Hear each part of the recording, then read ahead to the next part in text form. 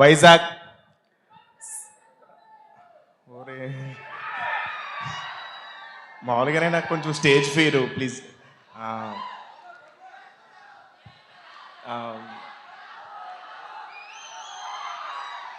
వైజాగ్ గురించి ఒక మాట చెప్పాలి. నేను ఫస్ట్ ఇంట్లోంచి సినిమాలంటే ఇంట్రెస్ట్ ఉండి పారిపోయి ఫస్ట్ వైజాగ్కి వచ్చాను.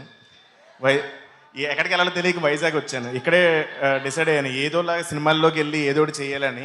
సో ఆ డెసిషన్ నేను ఇక్కడే తీసుకున్నాను. సో వైజాగ్ మీద చాలా నాకు మమకారం ఎక్కువ. అలాగే ఈ సినిమా అవకాశం ఇచ్చిన మా గాంధీ గారు sir, thank you sir, torture పెట్టినందుకు sorry. Ritika, thank you, thanks for being wonderful co actor. You become bestie of me, thank you so much.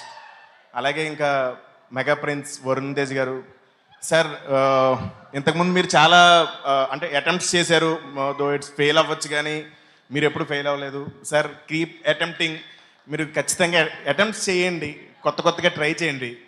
ఇదే నేను యాజ్ ఏ మెగా ఫ్యాన్గా కోరుకుంటున్నాను. Thank you. అలాగే కో యాక్టర్ సపోర్ట్ లేకపోతే ఎవరు ఏం చేయలేరు. So చాలా సపోర్ట్ చేశారండి, థ్యాంక్ యూ. సో అందుకనే మన ఇద్దరు ఆఫ్ స్క్రీన్ ఫ్రెండ్స్ వల్లే బాగా వర్కౌట్ అయ్యింది. అండ్ మెగాస్టార్ అంటే నాకు చిన్నప్పటి నుంచి పిచ్చి ప్రాణం.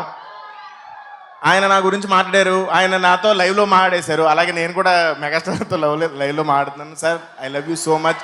నేను మీతో పనిచేసినప్పుడు మీరు నాకు చాలా ఇన్స్పైరింగ్ వర్డ్స్ చెప్పారు. అవి ఎప్పుడు ఇక్కడ ఉంటాయి. సో నేను ఖచ్చితంగా వాటిని పాటిస్తాను.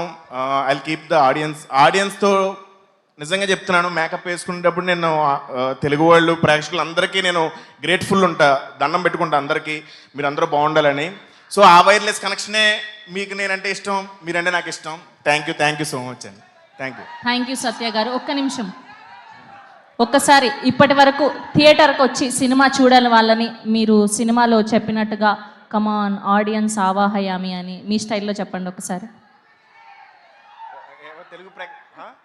తెలుగు ప్రేక్షకులందరూ ఆవాహయామి టు థియేటర్స్.